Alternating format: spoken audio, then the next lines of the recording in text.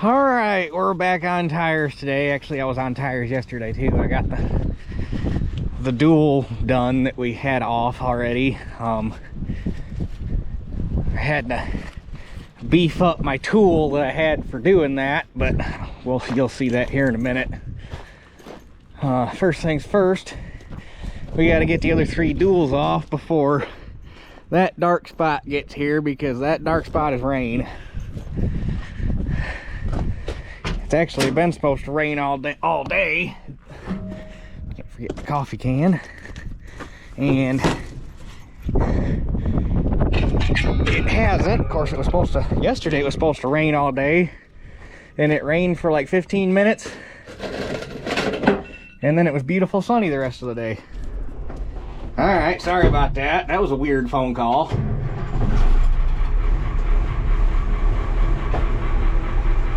Answer the phone, the guy's all irate. I keep getting phone calls from this phone number, and I'm here to get to the bottom of it. And I'm like, dude, I'm just a farmer. I don't have any reason to be prank calling anybody. Turns out he grows for the seed corn company, or grows for decal out of the seed corn plant that I used to work for. So that's ironic and kind of a small world thing. But I was like, good luck. Hopefully you figure out what's going on. So anyway, that tire's still around, so that's a good sign. So we'll drive down and see if we get them last 3 duals off before it starts raining on me. So pitter patter.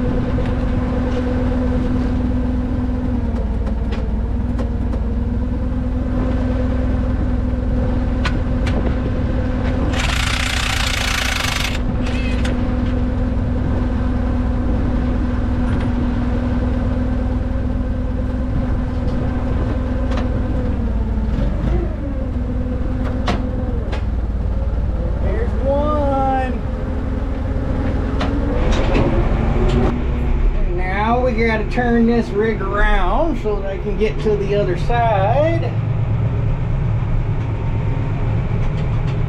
Ready to go plowing.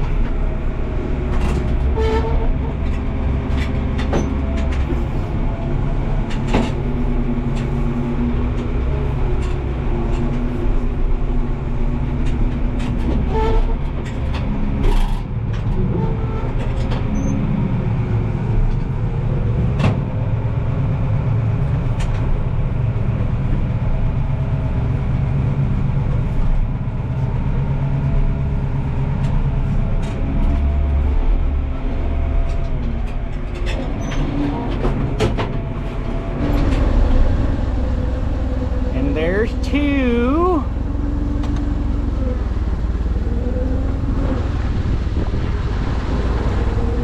And there's 3. And didn't get rained on. Which, now it looks like that crap that was blowing over is breaking up, which honestly doesn't hurt my feelings. We could dry out a little bit. And if it doesn't rain tomorrow, we're supposed to be good through next Monday. So if it doesn't rain tomorrow and it dries out enough, Friday afternoon I'm probably going to get a fertilizer spreader and we're going to top dress wheat Saturday. Because that job really needs to get done. But anyway, we're getting ahead of ourselves. So the guys were saying I was sitting on a gold mine with these old tires, and I don't think they understand the reason that these are getting replaced is because they're junk. Like that one there got that big old hunk out of the sidewall. Several of these, you know, that one's got the big old gashes there in the hide. There's a hole there. A couple of these off-brand Firestones, these Zeus Caddies, I'm gonna keep the 2 best ones, and And I've got those dual rims that I got. I can't remember where the hell they came from. Oh, I got one good one when I bought that 2105, and then I got another good one. Well, I got two of them with the 2105, and one of them turned out to be junk. And then I got another one for free from a buddy of mine. So now I got a matching pair of 16 by 38 dual rims that need tires. So I was going to throw the two best of these Ooze Caddy, or however the hell you pronounce that. We've been through this before. Throw the two best of those on those dual rims and keep those for duals for the 2105 when that finally gets on the front burner and we start working on it. And then the rest of them, well, the two Firestones, one of them which is already off. The two Firestones are completely junk. I wouldn't even trust them for duals. This is the one that I'm looking forward to doing the most because, and I think it's on the bottom because I was trying to find it and I couldn't. This one's got a hole in it that I'm pretty sure you can poke your finger through and feel the tube, but it's down in the bottom somewhere. And then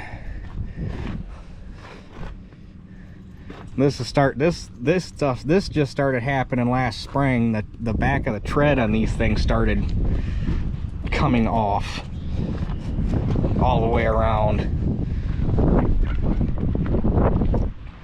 Obviously we got the good one, and then this one's not too terrible, but it's got a hole in it right there. So like I say, these 5 matching ones, there's there 4, there was 5. There was 2 Firestones, that BFG, this one, those 3. Oh, and in the front corner, yeah, there's 5 of these. So I'm going to keep 2 of the best out of the 5, and then I don't know what I'm going to do with the other 3. But I mean, I suppose if a guy really needed a tire, that BFG is okay, but like the Firestones, the tread's starting to separate out of them. The sidewalls are junk. I mean, these tires are just junk. There's just nothing. But it's so cute when you take the duals off. Like, it's just so narrow. But anyway, I'm gonna get those out of here, run this thing back up and park it, and then we'll start working on a tire. Okay, so as I said, I had a had a way to simulate these things hanging on the tractor so that I could work on them in the shop just in case it started raining on us. And that is thanks to this thing right here. It's not perfect. There are several things that I would change about it, but it gets the job done for the time being. I built that whenever the heck it was we put new tires on the 1955, however long ago that's been, so that we could do the dual rims in here, because we were doing that. Seems like we did that in the winter, so it was nasty outside. But either way, when I initially built it, it was obviously intended for 9-bolt dual press steel dual rims, so you weren't dealing with the weight. If I had intended it for doing these rims, one of the big things I would have changed was I would have made it longer so it was bucking back further on the fork. And actually the biggest thing I'd change about it, and what I want to do different, because the first time we used it, I'm not gonna say it didn't work, but it didn't work that great because I didn't build it. I built it out of scrap we had laying around, so the thickness of material was not exactly ideal for the job that it was doing, and we bent it. So yesterday when I got home from work, before I went and did that tire that's right there that's already done, I added this piece and this piece, because originally I only had these straps here, so I added all this to box this in so it wouldn't deform. I added that strap, and then I added this for the, because obviously it's too thick or too open, so there's a set screw in there to help keep it pinched against the fork so that it doesn't rock forward.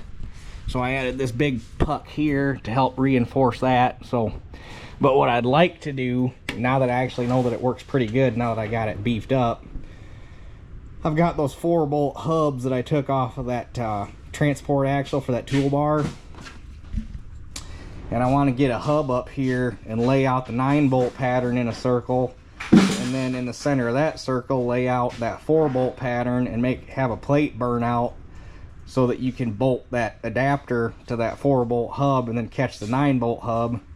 That way when you're hooked on the forklift, you can spin the tire over and get it where you need it while you're working it, and then put a brake on it so that you can clamp it down when you get it in the position you want.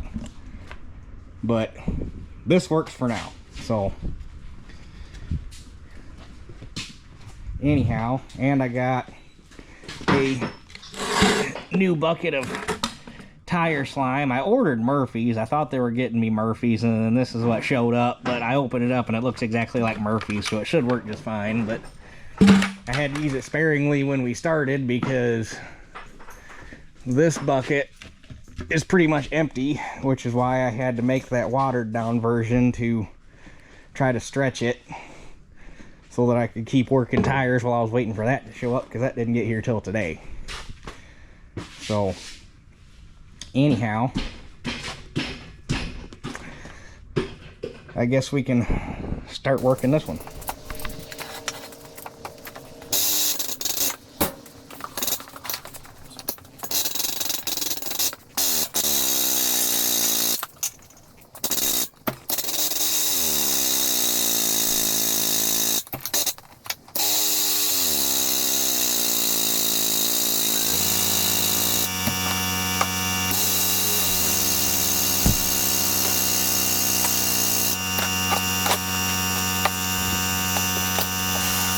I'm going to use my watered down mix just on the outside bead so I don't got to smash my fingers trying to get slime in there.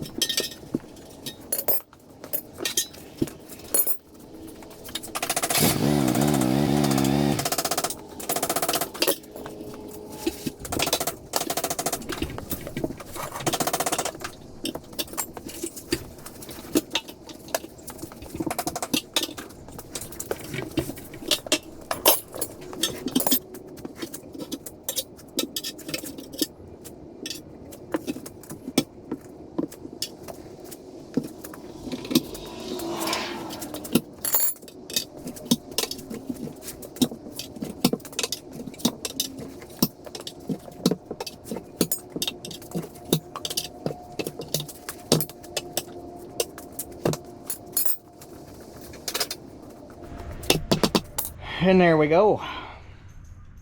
That's 3 done. Getting faster. That one only took an hour and a half. And that was stopping twice. Once to let Dad stop making noise, and once we had a friend stop over and talk for 15-20 minutes. So technically it only probably took me an hour and 10 minutes, hour and 15 minutes. And that was with getting the tire beaded up and letting the air out and then putting air back in it. So figure probably a little less than an hour to take the old tire off, put the new tire on. So we're definitely getting faster. Tell you what, this is a whole shit ton easier than doing it on the tractor, because when you go to work the back bead, you don't have a tractor right here in the way to stop you from putting your spoons where you need them. If I could do all 8 tires like this, I would do all 8 tires like this, but getting the inside wheels off, it's a chore, because you got to take the hubs off and undo the U-bolts and all that fancy crap. So, but the back tires should be easier because there's no fenders or anything in the way. So, and it'd be a little easier if it wasn't narrowed all the way up on 30s, but narrowed up on 30s, you kind of run out of a lot of space real quick, especially on cab tractors. Like I say, this is by no means perfect. I actually got lucky on my first shot. The valve stem was already at the bottom, so I didn't have to set it down and rehook it. When I did the other one yesterday, the valve stem was up here, so I had to set it down, which luckily, with the tire off the rim, ain't no big deal, because it'll balance and you can roll it real easy and put it where you need it to go. But if the valve stem had been anywhere but there, you'd have to set it down, take it off the forklift, move the plate to the right set of bolt holes and put it back on and get the valve stem there. But got lucky on this one. So like I said at the beginning, if when the time comes to have to do this on another tractor, I want to take one of those 4-bolt hubs and actually make something where you can actually roll the tire over and not have to worry about rehooking it, and get a longer tube that comes back to about here, so you're not bucking right here on the end of the fork. But for something I threw together out of scrap in an afternoon many years ago, it works pretty damn slick, in all honesty. So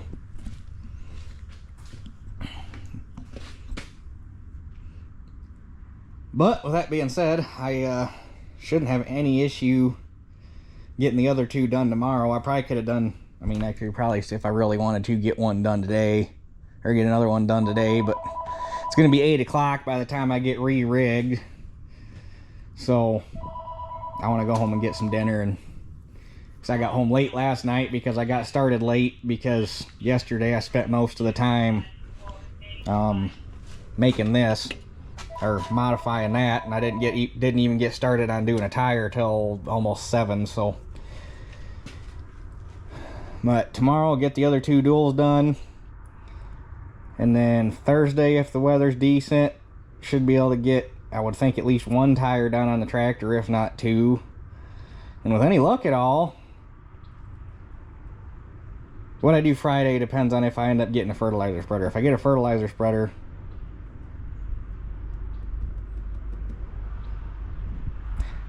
we'll be done by Saturday morning at the latest, at the rate things are going. So if I could have got 2 done last Sunday instead of having to fix the bead break or modify the bead breaker to work and all that crap, plus we had several people stop over, and you know, that turns into a talk session, and next thing you know, you burn 2.5, 3 hours of the day just talking to people. So you'll have that on them big jobs. But I'm not gonna bother showing,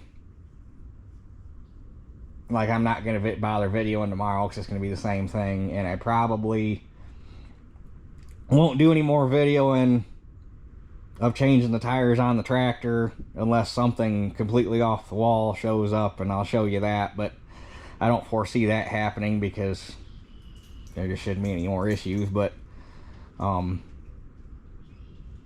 you see me change 2 tires, you probably don't need to see me change 5 more. So we will probably come back and catch you Friday or Saturday, depending on how things work out, when it comes time to put all the duals back on and see how she looks. So with that being said, we will catch you guys in a couple days.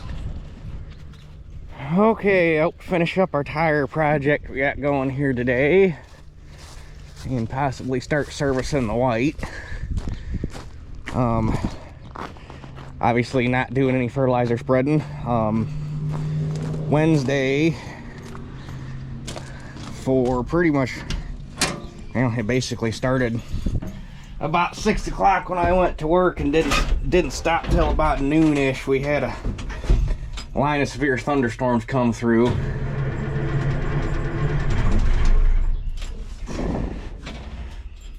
Hold on.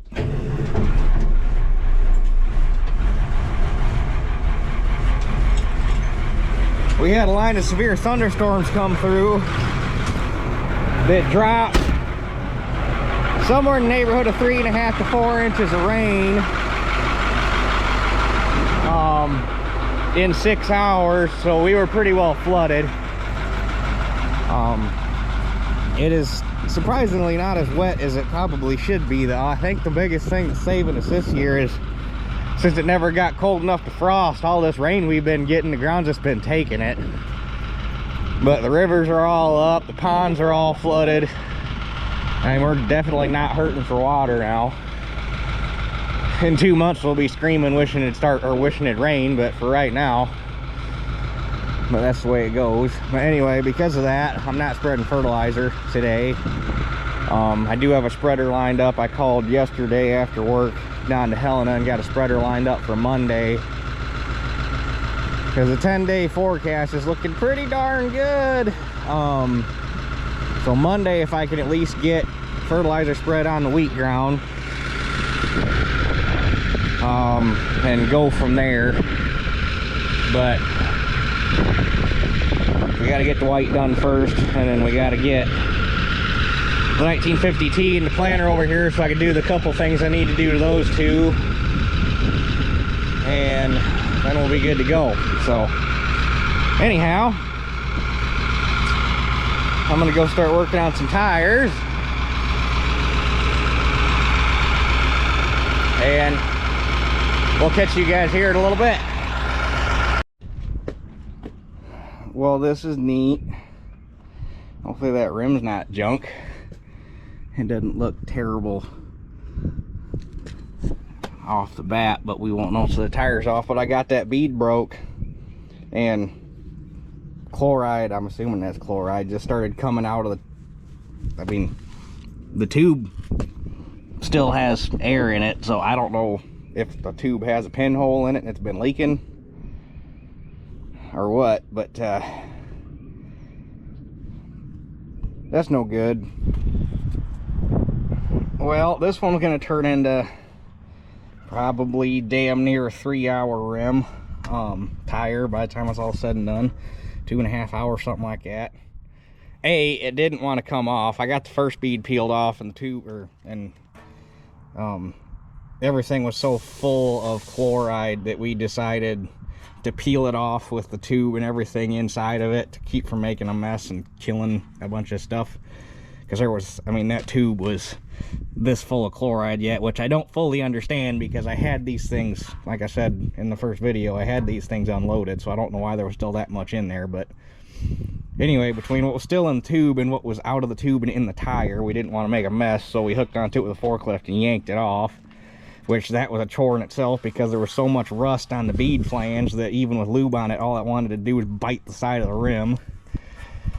So we got it off, and I soaped it down twice. Well, I soaped it down with that Murphy's mix that I got in there, which apparently Murphy's must react with chloride or something, because you spray it on there and it makes this blue foamy shit, which was interesting. But I sprayed it down once, washed the rim off, sprayed it down again, washed the rim off, and then for the last hour or however long I've been at it, been beating on it with a slag hammer and going at it with a wire brush on a grinder to clean it up the best I could. And she's rough. Surprisingly, the valve stem hole is not all ate out, but the bead flanges are rough, to say the least. This thing would never hold a tubeless tire. There's too many. It wouldn't surprise me if there's not pinholes in this that you can't see. But I think this rim will probably eventually need replaced because there's a couple spots where that bead flange just seems like it's awful thin, but it'll do the job for now. Definitely caught it before it got too bad. Much more of that and that rim would have not been usable at all. But anyhow, get the tire back on, and or get the new tire on and keep on moving. Okay, I got this wheel partially off. That tire's obviously done. Had a slight miscalculation with the chloride, so that's neat, but you know, don't gotta worry about my boots getting dusty or drying out anytime soon. So that was neat.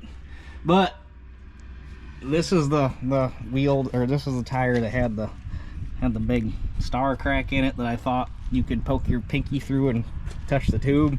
Yeah, it turns out I was right. That's the whole reason we were doing this project, and it wouldn't surprise me the way the outside carcass of this tire is if there's not another couple spots getting kind of close. But yeah, that was neat. Luckily these jeans are probably just gonna get thrown out anyway. They're getting kind of thin in the skin, so neato. But onwards and upwards. Well, there she is. I tell you what, that looks so much better than all them mismatched pieces of junk that were on there. Really, I mean, it wasn't a fun job, but it wasn't terrible. I tell you what, if I could have done all 8 of them mounted on the forklift like I did the duals, could have done it in half the time, because you can peel them things on and off of there so quick on the forklift because you got so much room to work. It was just, oh my god, that was so much nicer. Doing them on the tractor, I mean, it would be a different story if it wasn't narrowed up on 30s, if everything was further away from the frame, but being narrowed up like that, it is a miserable working that inside bead. Ended up on every one of them just throwing a C-clamp around the sidewall and just yanking on them with a forklift and peeling them off, because yeah, but it worked. Got her done. Everybody was there's so many people that were telling me that they just had it hired done, and it would have been, I guarantee you it would have been somewhere in the neighborhood of $800 to $1,000 to have those tires mounted by a tire shop, because every shop around here charges hourly. I had one guy say, well, our tire shops around here must suck because their tire shop mounts them for 70 bucks a tire. Here to tell you, there was 3 rims on there that I spent between an hour to an hour and a half with a grinder, or with a wire wheel on a grinder and a slag hammer, chipping all the rust off from the chloride damage. For 70 bucks a tire, I guarantee you they ain't doing that. Or wire wheeling the wheels, period. They are peeling the tire off and sliding the tire on as fast as they can for that kind of money. But the ones that the tire shops we deal with are hourly. And like I say, I guarantee you, if they would have done it and cleaned the rims up and did everything like the way I did it, it would have been somewhere between $800 and $1,000 to have them tires mounted. And I had probably, when it was all said and done, if you added up my hours, about 2.5 days ish, and that was with cleaning the rims and doing all that crap, and several times stopped and have people, or you know, you have people stop over, so you lose an hour and a half talking and whatnot. But I had $250 in a bead breaker, I had $50 in a new bucket of tire slime, and I had like 17 bucks in that jug of talc, I think. So I mean, I'm at less than 400 bucks for stuff that I'm gonna be using again. Because that bead breaker, I'm so glad I bought that. That thing is slicker than shit. It's a little unhandy doing it on the ground to get to the backside on the tires that were mounted on the tractor. But other than that, that thing is, after I got that foot cut off and shortened like it should have been, that thing worked slick. And now I'm set up, because right, wrong, or indifferent, I'd like to be self-reliant. I like to be as self-reliant as I possibly can. I don't want to have to wait on anybody for anything or be at the mercy of anybody else's schedule. Like last fall, I kept having, and it was actually the tire that I must have had a pinhole in it, and it was because it was this guy right here, this back ender, kept going flat on me last fall, and I'd have been chisel plowing 3 days sooner if I could have got that taken care of. Turns out, well, throwing a new valve stem in helped, but it was clearly not the problem. But anyhow, I digress. The tire shop that we deal with most, it was going to be 4 or 5 days before they could have got out there and threw a tube in that tire. It was 4 or 5 days I could have been chisel plowing. So if I'd had the bead breaker, I could have threw a tube in it myself in an afternoon and we would have been good to go. So that's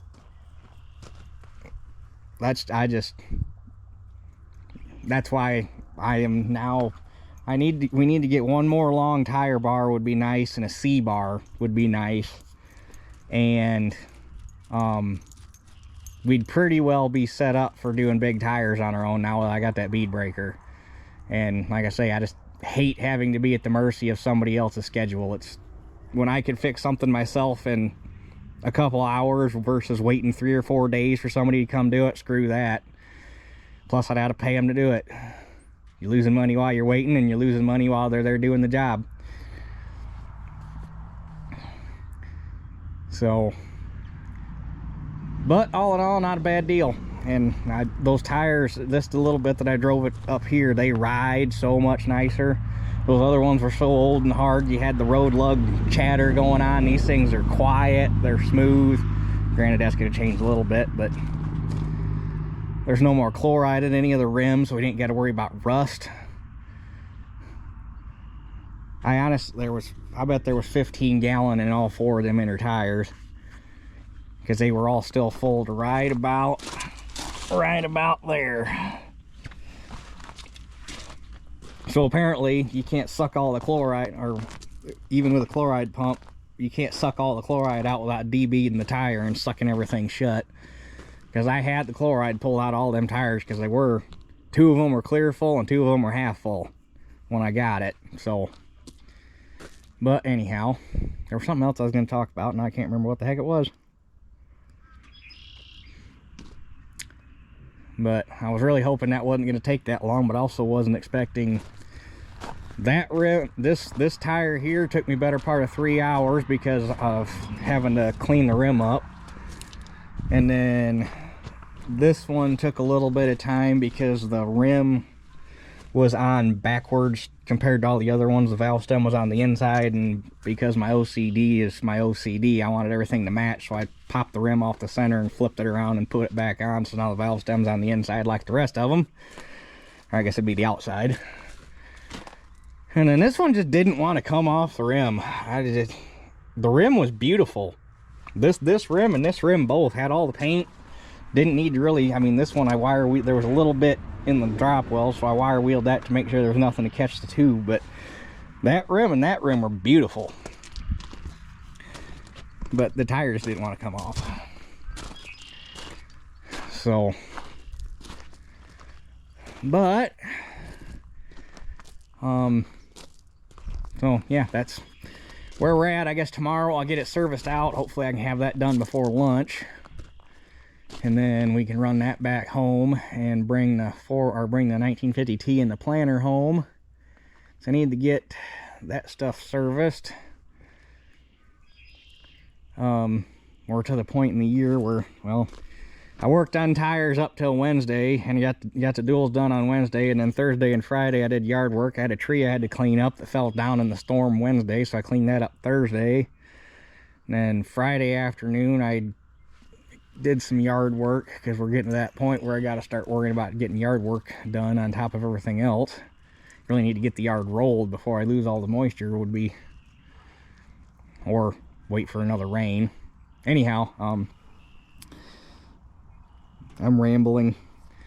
So service that tomorrow, get the 1950T and the planter over, start working on those. Monday hopefully get fertilizer spread on the wheat, as long as the ground dries out enough. And 10-day forecast, we'll just have to see if the 10-day forecast holds. If it keeps drying out, probably gonna look at trying to spread, get into spreading more fertilizer, because I got enough unworked ground yet. I'd like to at least get fertilizer spread before I finish chisel plowing. That way I'm not, A, it's a smoother ride, and B, you're not causing compaction spreading on fresh chisel plowed ground. So anyhow, I think that's everything. There was something else I wanted to talk about, but I can't remember what it was, so it must not have been that important. So sorry I skipped over a bunch there toward the end, but that tire was fighting us and it was starting to get late, and I wanted to get the duals on yet today, so Dad finally got done with what he was doing. I had 2 sets of hands and we just hammered it out and got everything put back together. So anyhow, that being said, that's it for this one, and we'll catch you guys on the next one.